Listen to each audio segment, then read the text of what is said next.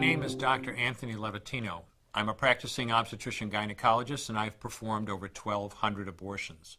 Today I'm going to describe a second trimester surgical abortion called dilatation and evacuation, or D&E. A D&E is performed between 13 and 24 weeks of pregnancy.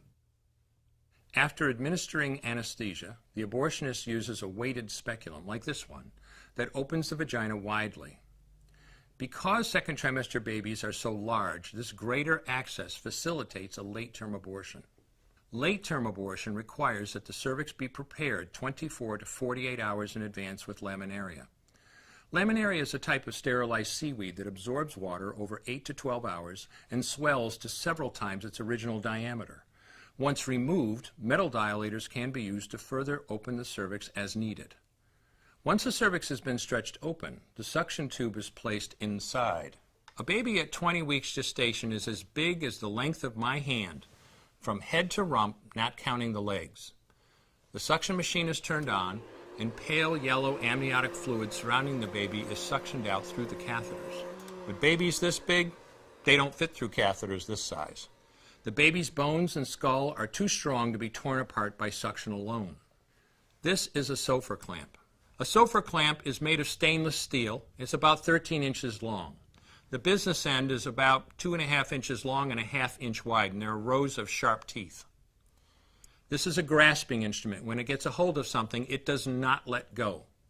The abortionist uses this clamp to grasp an arm or leg. Once he has a firm grip, the abortionist pulls hard in order to tear the limb from the baby's body.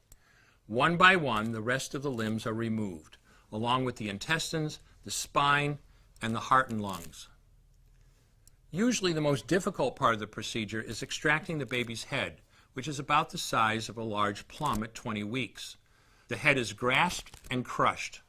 The abortionist knows he has crushed the skull when a white substance comes out of the cervix. This was the baby's brains. The abortionist then removes skull pieces.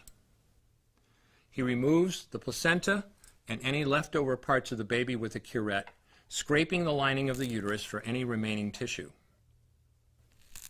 The abortionist then collects the baby parts and reassembles them to make sure that there are 2 arms, 2 legs, and all the pieces. Once all the parts have been accounted for, the abortion is complete. For the woman, this procedure carries a significant risk of major complications, including perforation or laceration of the uterus or cervix, with possible damage to the bowel, bladder, and other maternal organs. Infection and hemorrhage can also occur, which can even lead to death.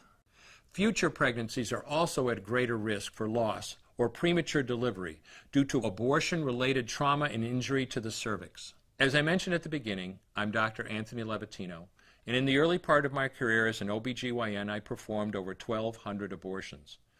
One day, after completing one of those abortions, I looked at the remains of a preborn child whose life I had ended, and all I could see was someone's son or daughter. I came to realize that killing a baby at any stage of pregnancy for any reason is wrong. I want you to know today, no matter where you're at or what you've done, you can change. Make a decision today to protect the preborn. Thank you for your time. I will no longer do any more abortions. When you finally figure out that killing a baby that big for money is wrong, that it doesn't take you too long to figure out it doesn't matter if the baby is this big or this big or this big or maybe even this big, it's all the same. And I haven't done any since then, and I never will.